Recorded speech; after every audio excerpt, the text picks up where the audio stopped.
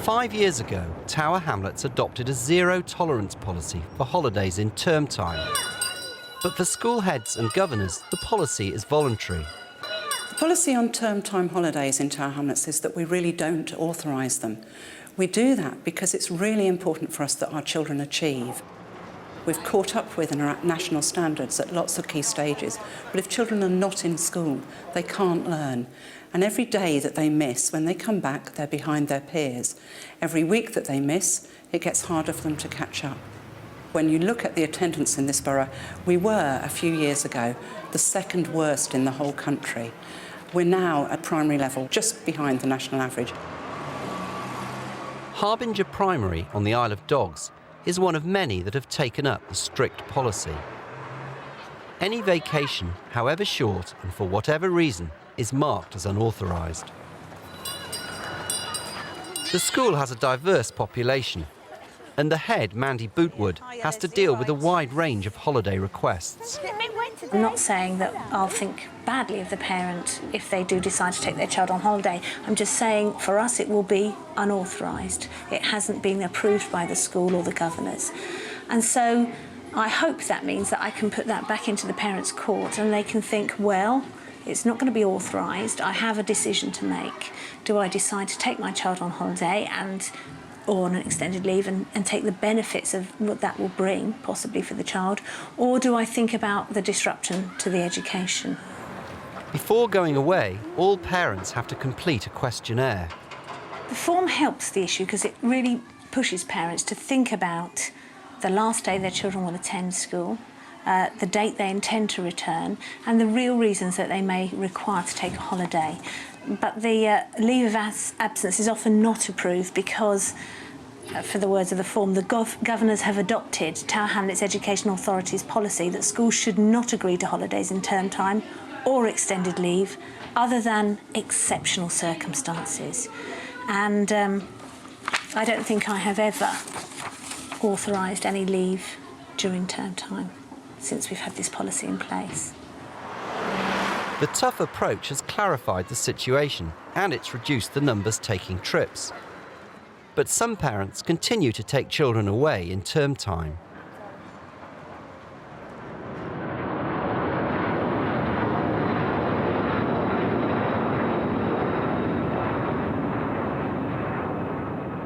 Although we took the educational books away with us, Ethan's not a very keen scholar, so it was quite a struggle for him to do that work when we were away, and I confess, he didn't do as much as I'd hoped. But even in reflection, I think he just learned amazing things. We went to a nature reserve and there was a lot of monkeys there, and he spent about 15 minutes hand feeding the monkey one by one. We also went to a museum which detailed African culture and also the slave history, so we talked a little bit about that with the boys. And I think he also really got on with the local children. He really understood them, and for some reason he just connected with them. What's the first thing I need to do on my bar chart? Maisha. Snake and ladders. Oh, good girl. While he was away, Ethan missed 2 weeks of lessons. He was quite tearful in the first day when he came back because he sort of, he was so in the holiday mood. He was quite tired and, he needed a lot of prompting to concentrate. Any more than that? He's still catching up, I feel, because he missed out a big chunk of one of the units that we were doing. So he was kind of, sort of had a gap in his knowledge. I think a trip abroad, of course, can be very educational. And what I would say to parents who want to take trips during term time is take them in the holiday time. Your children then get the benefit of the education of that trip abroad. But bear in mind, if you take your child out of school for 2 weeks every year, that means at the end of their schooling, they've missed 2 whole terms worth of education. Do the benefits outweigh the costs? They have for us at this point, but I don't think it would necessarily be a routine thing. I think we'd take it as a case-by-case thing, where we'd sort of think if we had a passion for doing something with the children and the opportunity arose and we could afford it, then I think we would do it if we really felt like it was going to be worthwhile. But I think if it was really just going, I don't know, Costa Blanca or something, to sit on the beach or by a swimming pool for a week, then perhaps not. An advantage of the zero tolerance policy is that heads don't have to decide which holidays are acceptable.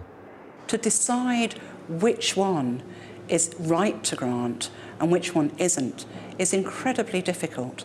So if you have a policy that says no tolerance, that means it's very straightforward. There is no tolerance, whether you're asking about a day to go shopping, a week in the Bahamas, a month in Jamaica. They're all treated the same. There's no differentiation and it's equal for everybody. I think what it does is provide a very, very, very consistent playing field.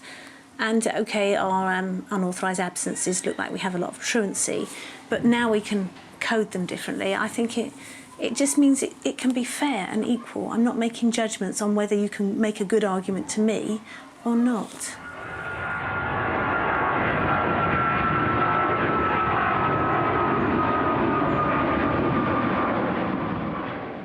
We was going to go in July, even though it was a lot expensive, but then we changed it to October because I saved £800. They loved it. They did. We'll go back. Experience, which they don't get over here. So when you talked to the school about going on the trip, what did the school say to you? They couldn't authorise it. It'd be classed as an absence because it wasn't in the school holidays. I said to them, I'm going to take him anyway because it's booked. So it's just one of them things. I can't afford to pay for us to go on holiday in a 6 weeks holiday. I do think there is a genuine problem about affordability and holidays, and I have huge sympathy for parents who would really like to take their children on a family holiday but aren't able to meet the cost of it during the summer when all travel agents put their prices very, very high. Teachers have that problem too. And it's really difficult because, again, all I do is use the same line. I have to say, these are, you must think about the positives of this holiday for your child and your family. These are the reasons why I don't think they need to miss school. I think it done fairly well, good, because it come back fresh. As I said, he didn't miss out on nothing. If we went on a bus ride or something, Freddie will pay, so it's like maths. To me, it's like maths. You've got $1. What's that in English money? And you should sit and work it out. It was just like a kind of holiday of a lifetime for the family. And he just had such a whale of a time and came back so sort of excited and full of his experiences that you couldn't possibly see that as being disadvantageous to him. And when he come back, all he wanted to do was write about his experience in America. Like I said, every park he went to, he wrote down details, draw pictures. So he just couldn't wait to tell everyone. You have to think about individual cases and you have to think, well, yes, in this case, this isn't going to be detrimental to the child's learning and could be beneficial in terms of their broader life experience. With Freddie, we saw benefits of him taking such an exciting trip.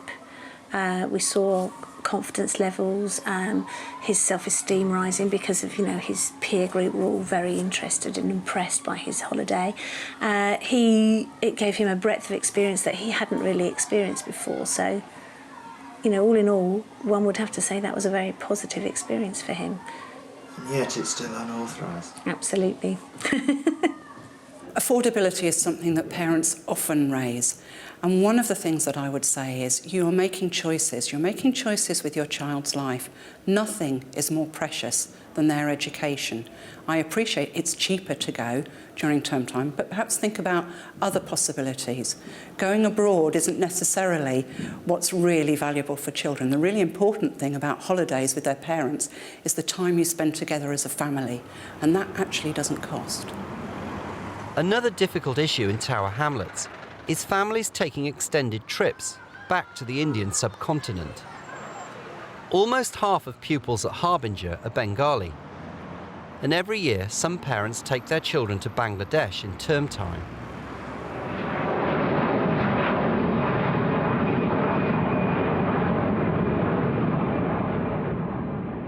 Jalal is in year 2, a really key year for children, particularly children from an area like this. Their first language isn't English.